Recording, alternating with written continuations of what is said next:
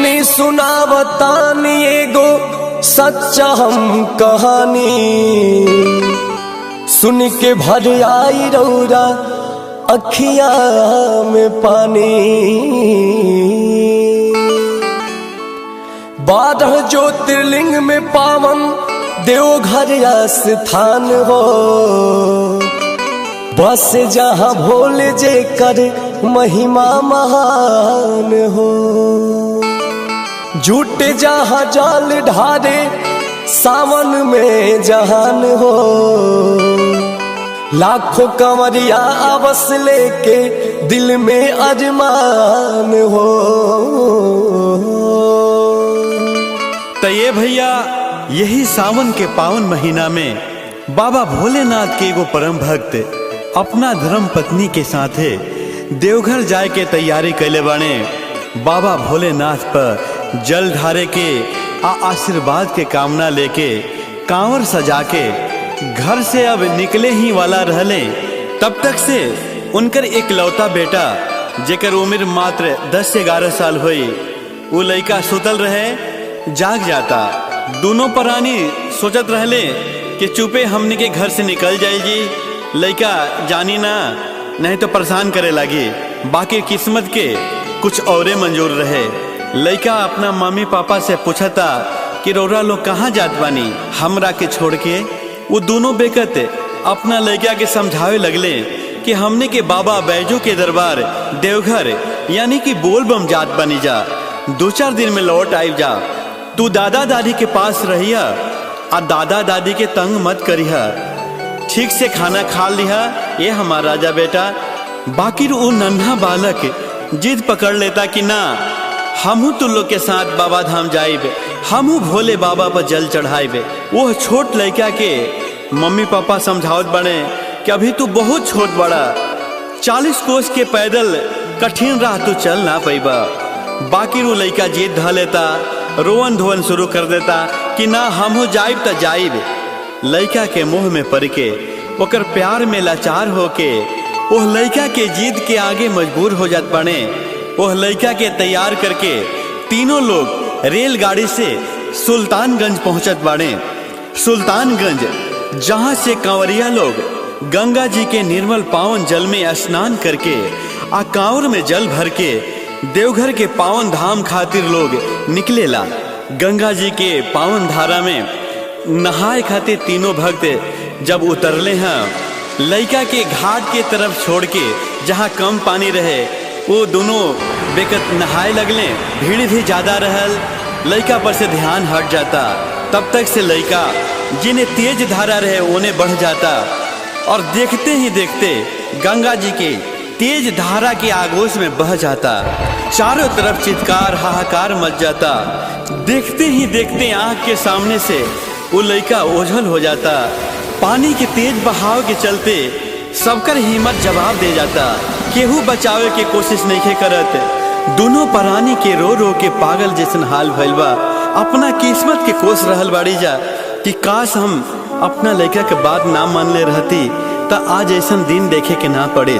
थक हार के रोवत धोवत पास के ही भोले बाबा के मंदिर में फरियाद लेके जात बाड़े लोग। आगे कहानी में का भइल वो लड़का मिलल कि ना, आई यह कव्वाली में भाई अंकुश राजा की आवाज में सुनल जाओ।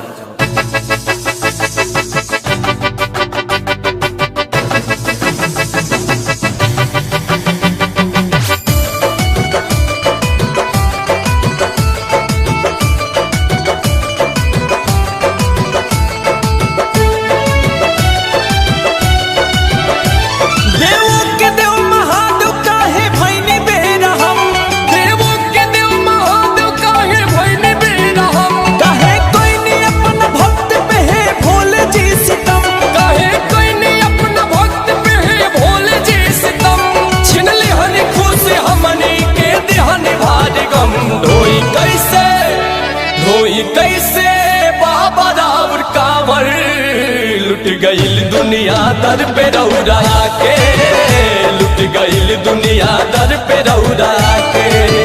धारी जल कैसे आप रौरा पर लुट गईल दुनिया धाम रौरा के, लुट गईल दुनिया धाम रौरा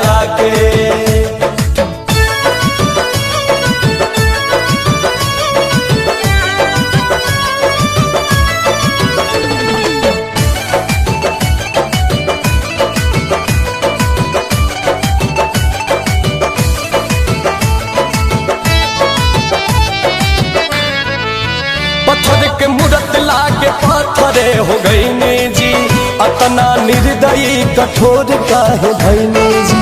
अस लगा के हमनी धाम रौरायनी जी, लाल के छीन लिहनी काहे ना बचैनी जी। कहीं को बेटा रहे कैसे अब रहब जा, कौन मुँह लेके जाइब घरे का कहब जा। सतन खेरौरा में भरोसा कैसे करब जा, लाल के लौटा दिना तदर पे रौरा मरब जा। दोनों भक्त भोले बाबा से गुहार कर रहल बने कि बाबा हमने के भक्ति में का कमी रह गई रहे। चौकठ पे सर पटक पटक के तोड़ दे हम दम, चौकठ पे सर पटक पटक के तोड़ दे हम दम। कारी है भोलेनाथ अपना भक्त पे रहम, हमने के जान जाए कहीं खाई के कसम। धोई कैसे प्रभु जी राउर कांवर, लुट गईल दुनिया दर पे रौरा के, लुट गईल दुनिया दर पे रौरा के। भारी जल कैसे आप रौरा पर, लुट गईल दुनिया धाम रौरा के, लुट गईल दुनिया धाम रौरा के।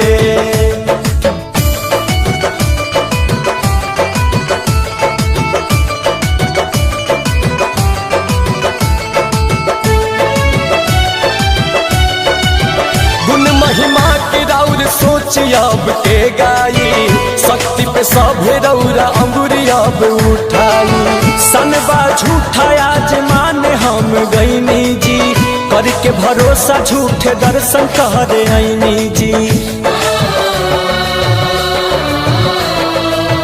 ऐती न धार जल न बेटा जुदा होइत जी, करे जा ऐसे नाही फुट फुट के रोइत जी।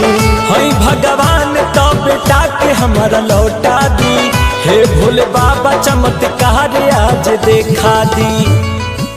हे बाबा आज रौरा चमत्कार देखावे के पड़ी, हमार लाल की रौरा लौटावे के पड़ी। हे बाबा जबले जी आप रौर गुण गाइब हम सदा, जबले जी आप रौर गुण गाइब हम सदा। ढोरा पिटवाई दे हम सबके बता, दुखिया रे माई बाप हो जाए मेहरबा। देखा दी है भोलेनाथ पावर, लुट गईल दुनिया दर पे रौरा के, लुट गईल दुनिया दर पे रौरा के। हारी जल कैसे आप रौरा पर, लुट गईल दुनिया धाम रौरा के, लुट गईल दुनिया धाम रौरा के।